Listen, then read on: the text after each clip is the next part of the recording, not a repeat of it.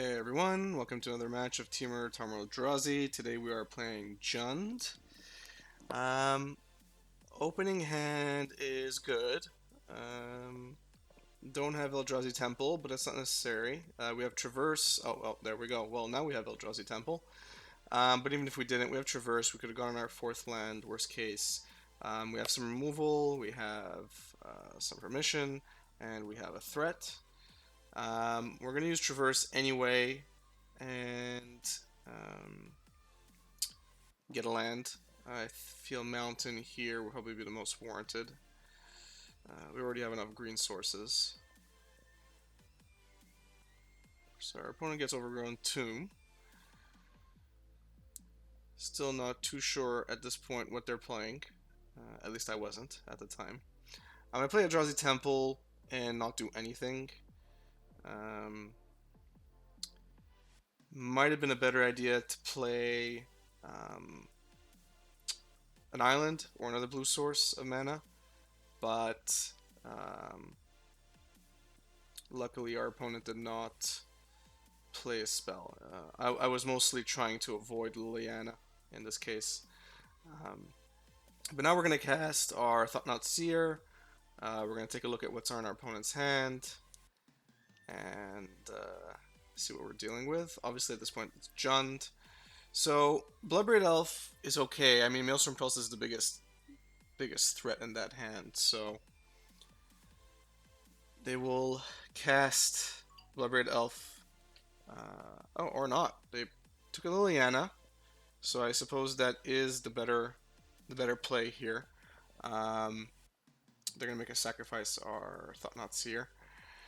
That's unfortunate, but that's fine. Next turn we'll kill Liliana, get her out of the way, and potentially play a Tarmogoyf. There you go.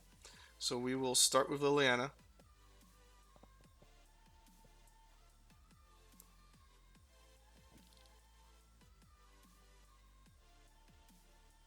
Looks like I was thinking what to do here, but now I think Liliana pretty much has to go from now, or else we're going to be forced to discard a card.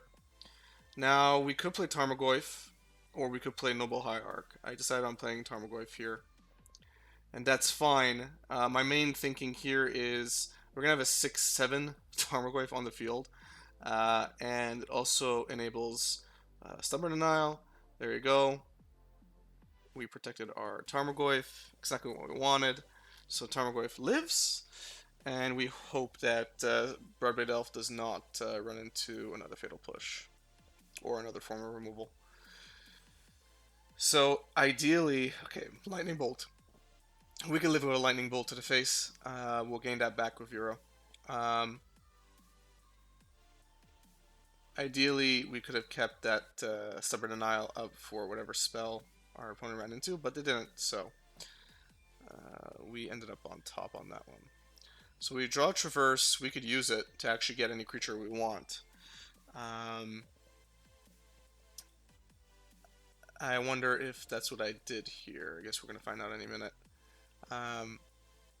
Because I could Traverse for Reality Smasher and then cast Reality Smasher. So I think that's probably what I would be doing here.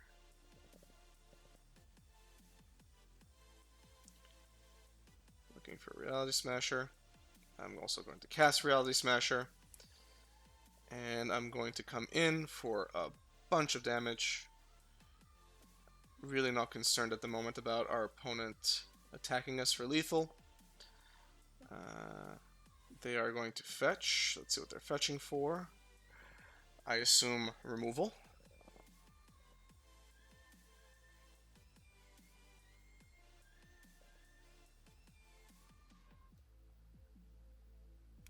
Potentially bolting our Reality Smasher. Yep, okay.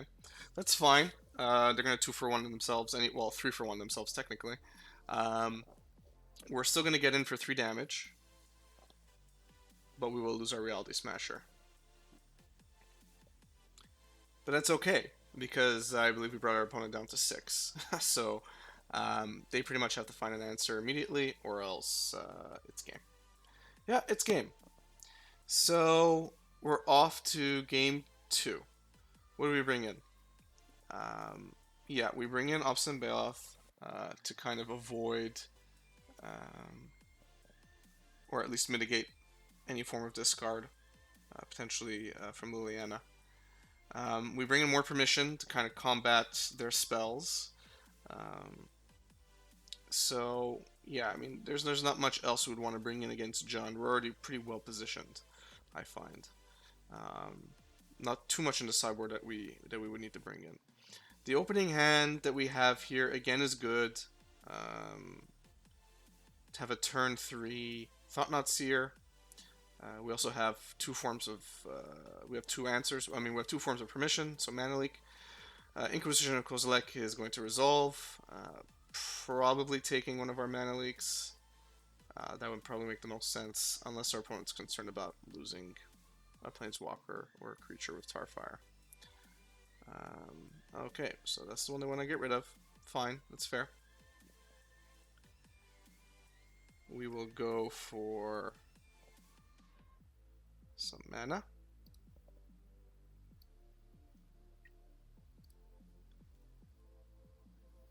And they're going to fetch.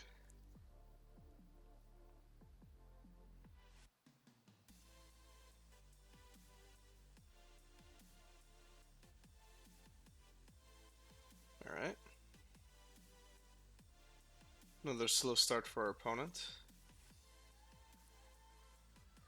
You know, at this point, it's tempting to not cast Thought Not Seer and just Mana Leak whatever they're going to be casting this turn. The risk is that they don't do anything. They just put another land in and we would have just kind of wasted a turn ourselves. But of course, Bloodbraid Elf comes down. Feels like he's playing 8 of them. Another Lightning Bolt, which I feel is a whiff. You see, it's muscle memory here. I'm so used to just countering what Bloodbraid Elf cascades into. But actually, at this point, I'd much rather just Mana Leak Bloodbraid Elf and just take the Bolt. At least this way I don't need to deal with a creature anymore. End of turn will fetch. So waiting there, not casting Thought Not Seer, actually worked for us. Next turn we will most likely cast Thought Not Seer anyway. Yeah. So let's see what we're hiding from. Alright. That's interesting. So Liliana for sure, because if we keep Liliana in there, he's definitely going to cast her on his turn. Another Bloodbraid Elf is okay. I mean, we can't do much here. Kolgan's Command is annoying. We're going to have to probably discard a card. And we're going to take 2 damage. Yep. So what do we want to discard? I mean, we do have 2 bolts. So getting rid of 1.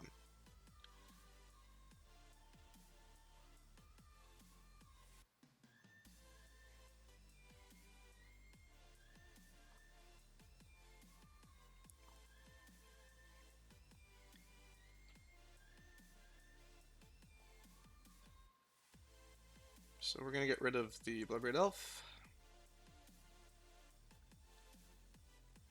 Our turn, we draw Euro. We'll attack in first, see if our opponent has anything to say about that. Does not. At this point, no rush to cast anything else.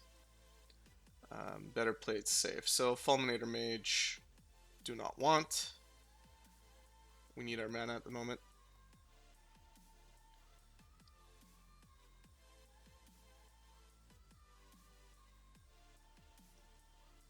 Reality Smasher, beautiful. It's kind of a no-brainer. We swing in for 9, and that's game. So, yeah, Jund. I wouldn't say that Jund is necessarily the best matchup we have, but it's definitely not the worst. You know, we definitely have a lot of answers to Jund, and they have few answers to us. I mean, Fatal Push only targets so much. They could go for Tarmogoyf, but you know that's not the end of the world. We have Thought Seer and Reality Smasher, which are much more impactful, and our permission package works in our favor here to stop Jun from resolving any spells we don't want them to. Bloodbraid Elf, will run into spells. In this case, it mostly ran into lightning bolts, which we're not too afraid of.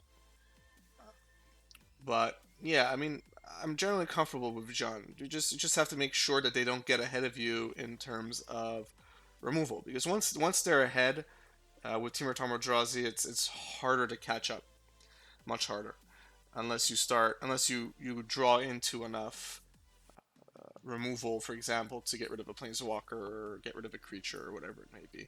We don't run Blood Moon for obvious reasons, so we can't play Blood Moon and just shut them out of lands. But it is what it is. So that was Jund. That was fun. Those were very quick games.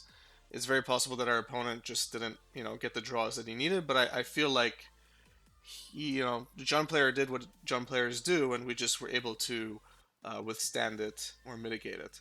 So I was happy with that match. I hope you enjoyed it as well. If you liked it, please like this video, subscribe to the channel so that you can get notifications when I upload future videos. I'm, focusing on Temur Tarmodrazi and Temur Hooting Delver right now, but I have so many decks I want to start playing and I want to start analyzing and start sharing with you guys. So stay tuned for more, and thanks a lot.